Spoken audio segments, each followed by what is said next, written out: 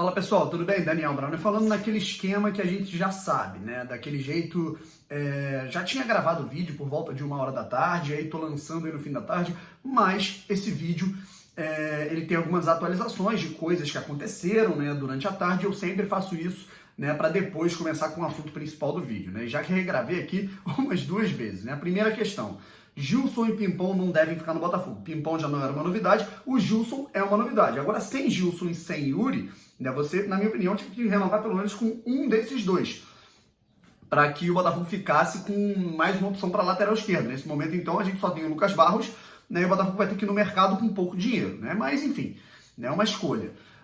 A outra situação: João Paulo sendo sondado pelo Besiktas da Turquia, de acordo com o Globoesporte.com, e de acordo também com...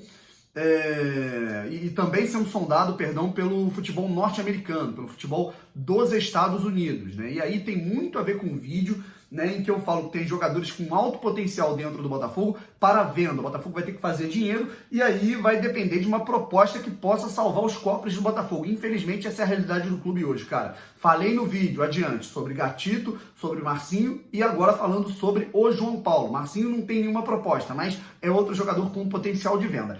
E o principal, sobre uma declaração dada pelo Montenegro. Montenegro falando aí, deu algumas declarações à Rádio Brasil, em uma entrevista, né, que é naquele tom. Todo mundo sabe que algumas coisas ele está praticamente certo em tudo que ele fala, mas é um jeito de falar que acaba desmotivando a torcida, pode deixar um investidor com o pé atrás. Isso não é muito legal, cara. Eu tinha gravado um vídeo aqui irado, cara, xingando tudo, né? Eu preferi, com a cabeça fria aqui, gravar com mais calma e enfatizar. O Montenegro, ele deu essa declaração aqui, que na minha opinião é infeliz. É uma declaração de que você fala: eu não colocaria o Botafogo em 2020 em campo. É uma coisa que o torcedor do Botafogo ele fala, né? Antes da SA, né, ninguém queria ver o Botafogo jogando, né? Porque o time vai ser limitado. Mas eu acho que o problema não é ele falar isso, é a forma de falar. Né? Quando você fala isso, você desmotiva a torcida. O cara que ia fazer o sócio torcedor não faz mais. O cara que ia fazer...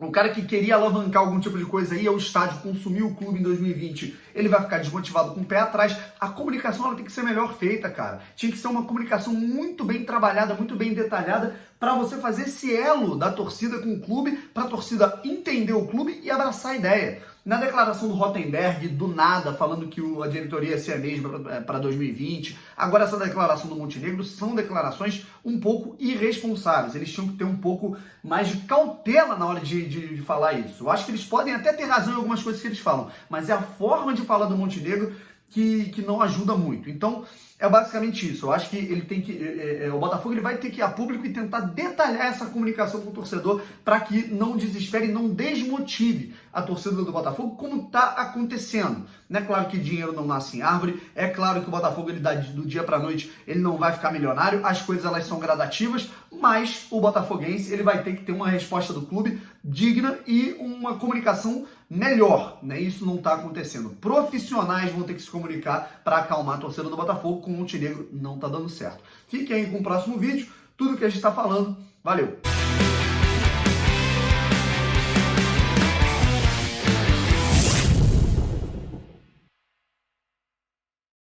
Muito bom dia, boa tarde, boa noite. Para ser preciso, boa noite, né? Porque a gente está aqui no segundo vídeo dessa terça-feira, né? Chegou o momento de mais um vídeo aqui no canal Daniel Braun Oficial. Eu sou Daniel Braun, muito obrigado aqui pela participação de vocês, pela audiência de vocês, absolutamente tudo de Botafogo, cara. Então, caiu aqui de paraquedas, vamos analisar os vídeos, cara. Vai vendo a maratona de vídeo um atrás do outro. Pô, gostei da ideia desse cara. Porra, esse cara só fala merda. De qualquer forma, assiste os vídeos, se inscreve no canal, ativa as notificações pra gente interagir, trocar aquela ideia e comenta aqui o teu nome e a cidade de onde você tá falando, que eu vou te mandar sempre um salve aqui no início do vídeo. Um abraço pra você que participa aqui do canal. Os abraços dessa vez vão para os seguintes parceiros aqui do canal Daniel Braun Oficial. Vão lá: o Bi Rodrigues de Goiás, o Guilherme de Vila Velha e o Pedro Lucas da Bahia. Rapaziada, tem que colocar a cidade também, eles estão colocando só o estado. Mas é isso, né? Próximo vídeo aí, só comentar, que aí eu mando um salve aqui com o teu nome e a cidade de onde você tá falando. Um abraço pra você que participa do canal. Vamos lá, o que a gente tem para falar desse vídeo, que talvez seja um pouco mais informativo, né? Complementa outro vídeo, mas eu acho importante a gente frisar. Atualização sobre a questão da Barca. No último vídeo vocês puderam ver aí que eu fiz uma análise, né, de todos os jogadores que têm o contrato se encerrando agora no fim do ano, né, quais jogadores que eu renovaria, que eu não renovaria, que com certeza renovarão, que não vão renovar, que vão ser mandados para a Barca. né? Dei toda a minha opinião, se vocês não viram, vejam lá. E aí o que acontece? Eu coloquei um ponto de interrogação em 3 jogadores, Lucas Campos, Gilson e Yuri. Aí a gente teve uma informação, né, que saiu no Globo Esporte, no Fogão Net, né? Eu gravei na madrugada de segunda para terça, então gravei antes de soltarem esse tipo de informação que eu não tinha, né? De que o Lucas Campos, ele deve ter uma renovação contratual, não sei de quanto tempo, isso deve ser visto, mas o Yuri ele não deve ter nenhuma oportunidade. O Yuri deve ser dispensado e aí segue a vida, segue os rumos como atleta profissional, não faz parte dos planos do Botafogo, o que eu discordo, tá? Eu acho que é o seguinte, o Yuri não é nenhum craque, não é nenhuma sumidade, passou por alguns clubes, né? Se eu não me engano, ele passou por Criciúma, Figueirense e Santa Cruz. Ele só foi bem no Santa Cruz, no Criciúma e no Figueirense ele deixou a desejar. Mas teve pouquíssimas oportunidades no Botafogo e quando teve uma sequência por conta aí da subida precoce aí do Lucas Barros, da lesão do Gilson, a saída do Jonathan, ele foi bem. Ele teve uma boa sequência nessa reta final aí, principalmente em jogos, por exemplo, contra o Flamengo, contra o Avaí, o Yuri sobressaiu bem, né? Foi bem, seguro na defesa, tratou bem a bola no ataque, né? Então eu acho que ele poderia ter o contrato renovado minimamente por 1 ano. Né? Mas a gente sabe que isso não é critério. Eu entendo, né? As pessoas que falam, pô, o Yuri já tem 24 anos, né? Não deu certo em outros clubes, discordo de uma possível renovação, perfeito, aí é uma opinião. Mas o que eu acho é que no Botafogo não existe meritocracia, rapaziada. Eu acho que não existe, o Yuri, ele não tá deixando de renovar por conta da falta de qualidade técnica dele ou pela falta de produtividade dele, isso não entra na análise. Né? Vide Vinícius Tanque, que tem um contrato até 2020. O próprio Pachu, que teve 3, 4 anos de oportunidades aí nas temporadas aí pelo Botafogo nos últimos anos. Né? Então, não existe meritocracia, sabe? A gente vê, por exemplo, o Lindenberg, né, que foi o lateral titular do Botafogo no Campeonato Brasileiro de 2016. Não teve nenhuma oportunidade no time profissional. O Gorni também não teve. Não estou falando que esses jogadores são sumidades, são craques, né, mas são caras que eu não acho que haja meritocracia na hora de escolher o número de oportunidades que esses caras têm. Não acho. A gente sabe como é que funciona no Brasil e clubes no Brasil como o Botafogo. Enfim, gente, se isso realmente acontecer, boa sorte ao atleta, boa sorte ao Yuri, sorte aí na carreira, né, que ele consiga ter progresso. E agora falando de outras situações, vamos lá, né, o Lucas Campos eu concordo, e aí tem o Gilson que ainda vai haver uma análise, né? Então, se o Botafogo ele não renovar com o Yuri nem com o Gilson, ele vai começar com o Lucas Barros, que não está preparado ainda para ser um lateral titular do Botafogo, nessa reta de transição, num momento tenso, né? Primeiras fases aí de Copa do Brasil, que o Botafogo vai ter que passar, cara, o Botafogo vai ter que ter muita concentração para digamos, essas primeiras 3 fases de Copa do Brasil, né? Então aí o Botafogo vai buscar no mercado, né? Sem dinheiro nesse momento, e aí? Falando de dinheiro, agora a outra situação é do Gatito Fernandes. Gatito Fernandes, que a gente acordou aí, né, no Seleção Sport TV, a gente viu aí uma imagem de que o Gatito estaria sendo sondado pelo Grêmio. O Grêmio estaria estudando a possibilidade de uma compra do Gatito. Né? Não tem como o Botafogo não vai dispensar o Gatito, já falei, tem contrato, o Gatito tem contrato até o fim de 2021. Obviamente o Botafogo não vai emprestar o jogador, o Botafogo está desesperado por dinheiro nesse momento de transição. E uma das fontes de renda de qualquer clube, ainda mais um clube desesperado por dinheiro como o Botafogo, é a venda de jogadores. Né? O que segurou um pouco a onda do Botafogo lá no início do ano passado foi a venda de Matheus Fernandes e Igor Rabelo. O Igor Rabelo que foi vendido, aí veio o Gabriel para o Atlético Mineiro e o Matheus Fernandes vendido para o Palmeiras. Né? A gente teve aí o Jonathan vendido também, o Glauber vendido a preço de banana. Então o Gatito ele pode entrar nessa onda aí, né? E eu não discordo. Né? O Gatito ele é um patrimônio, ele é um cara que representa muito além das 4 linhas depois de toda a trajetória dele, desde 2017 na Libertadores, por tudo que ele fez por lá, na fuga contra o rebaixamento de 2018, né? No segundo semestre agora de 2019 ele está realmente num nível um pouco abaixo, né? Mas é aquilo, cara, o Botafogo nesse momento ele precisa sobreviver, ele precisa de dinheiro, precisa de grana, e se o Grêmio pagar bem, né, que mal tem, o Botafogo ele vai ter que arrumar uma boa oferta para ter esse pé de meia e conseguir quitar os seus compromissos em relação a salários, folha de pagamento, atrasos, tudo que tiver que fazer até a chegada, né, a concretização do projeto SA. Aí o Botafogo tem um potencial de venda, né, na minha opinião, principalmente no Gatito e talvez no Marcinho. Né? Claro que o Botafogo ele vai ter que trabalhar para repor essas peças, né? O Botafogo ele já tem um bom goleiro que deve renovar, que é o Diego Cavalieri. Eu acho que o Cavalieri pode muito bem suprir uma possível ausência, uma possível ida do Gatito para o Grêmio no gol do Botafogo, não tem dúvida disso, né? Mas aí teria o reserva do Cavalieri, né? Que o Saulo aí, de terceiro passaria para segundo goleiro. Né? Você, por exemplo, aí agora já é achismo, tá, gente? Estou falando, por exemplo, de um Marcinho da vida. Como é que o Fernando vai ser o titular?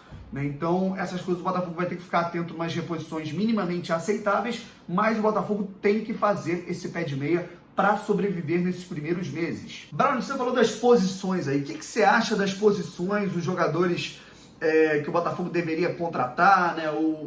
As posições que o Botafogo deveria priorizar? Muita gente perguntando quais os jogadores, uma lista de reforços. Eu não tenho essa lista, né? Até tenho, né? Já fiz algumas listas com alguns amigos, mas eu não acho legal ficar divulgando para não criar uma expectativa errada na torcida, né? Às vezes a galera acha que é uma informação, então eu prefiro guardar para mim, né? Mas eu também não tenho a informação de qual vai ser exatamente o orçamento do Botafogo para esse início de planejamento de 2020. Então é perigoso a gente ficar cogitando, né, especulando ideias. Então o que a gente pode fazer? A gente pode falar o que o Botafogo vai precisar em termos de posição. É claro que se você mudar de patamar, tentar brigar por um título, uma coisa grande, uma Libertadores, o Botafogo vai precisar praticamente de um time inteiro, né? Mas para ter um início de ano minimamente aceitável, né, a gente pode pensar no seguinte, indo por ordem, né, na sequência, o Botafogo ele vai ter que, pelo menos, contratar um lateral direito para disputar a posição com o Marcinho, na minha opinião, ou para ser um suplente, né, um cara que dispute realmente a posição com o Marcinho.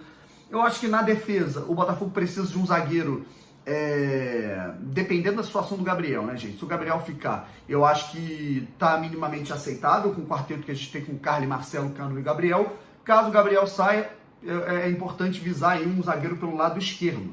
Lateral esquerdo, eu acho que o Botafogo vai precisar contratar, né, dentro do mercado alternativo, um ou dois, né, com a saída do Yuri e com essa dúvida aí, né, se o Gilson permanece ou não. O Jean e o Alan Santos, falando de volantes, né, não renovam. A gente tem aí a permanência do Bochecha, do Rickson, do Anderson, do Alex Santana, do João Paulo e do Cícero também. Né? E aí a gente vai ter também a volta do Leandrinho. Eu acho que o Leandrinho é fundamental nessa questão. Eu acho que de volante, talvez o Botafogo precise de mais um para abertura do meio campo, um primeiro volante, eu acho isso importante. E um meia central. Né? Eu acho que o Botafogo ele não pode ficar apenas na situação, aí, por exemplo, de um Marcos Vinícius, né? E lembrando que o Marcos Vinícius tem contrato até 2020 com o Botafogo, né? Presentinhos aí do legado Antônio Lopes. Né? O Léo Valência tem contrato até o meio do ano. Então o Botafogo ele vai precisar aí, realmente de um cara para o meio campo central, né? Dependendo do nível desse jogador dentro do mercado alternativo que o Botafogo fosse buscar. Nas pontas, né, eu acho que o Botafogo ele precisa, assim, pelo menos de um extremo. Né? Você pode aproveitar bem essa leva aí de jogadores da base, né, que estão surgindo, por exemplo, o Juan, o Lucas Campos vai ficar, o Luiz Henrique. Eu acho que pelo menos dois pontas, na verdade, o Botafogo vai ter que contratar, um pela extrema direita, outro pela extrema esquerda. Eu acho que o Luiz Fernando, ele demonstrou que ele vai ter que ralar muito para voltar a ter a confiança do time e da torcida numa questão de voltar a ser titular. E aí eu acho que o Botafogo sim precisa de um outro centroavante. É o Diego Souza, que às vezes gosta de jogar recuado. A gente não sabe como é que vai ficar essa situação do Diego Souza. Quando ele sai, o nível dos jogadores ele é muito abaixo. Tudo bem que você tem o Igor Castro, que foi bem em algumas partidas, mas aí Vinícius Tanque, Vitor Rangel, eu sinceramente não acho válido, não. Eu acho que o que acontece é que o Botafogo ele vai ter que buscar um outro centroavante, sim. Teve muita gente que me perguntou sobre o contrato do Vitor Rangel, né? Se você pesquisar no Transfer Market, né, que é um site de documentos, né, que ficha os jogadores, né, os dados e tudo mais, ele tem contrato até o dia 30 de abril de 2020. Né? Então, Vitor Rangel até o fim do Carioca, aí é um presentinho de Anderson Barros. Né? Essa dupla, ela é uma pérola, né? Antônio Lopes e Anderson Barros se complementam. Bom, gente, então vamos chegando ao fim aqui do vídeo, né? Eu tô fazendo esse vídeo aqui por volta de 1h24, 1h25 da tarde, né? Então, tô fazendo esse vídeo cedo, pretendo postá-lo às 6, 7 horas. Qualquer outra informação, né, que aconteça, algum assunto relevante que aconteça aí nessa tarde, eu faço aquele esqueminha que eu sempre faço, né? Antes do vídeo eu gravo alguma coisinha, explico o que está acontecendo, dou a minha opinião, mas é basicamente isso que a gente tem para discutir nesse segundo vídeo. Né? A situação do Gatito, do Yuri, de outros jogadores, E vou deixar aqui um abraço aqui para não esquecer também, né? Um feliz aniversário aqui pro meu pai que tá completando hoje 63 anos, né? Um abraço pro meu pai, Gustavo Browne, né? Então, é basicamente isso, rapaziada. Muito obrigado pelo carinho, né? Ele que completou, ele nasceu em 1956, né? Então eu não errei a idade. Então, é basicamente isso, gente. Muito obrigado pela participação, pelo carinho. Se inscreva no canal, ative as notificações que a qualquer momento eu posso voltar com outras coisas aqui, outras discussões, outras análises. Valeu, um abraço, até a próxima. Fui!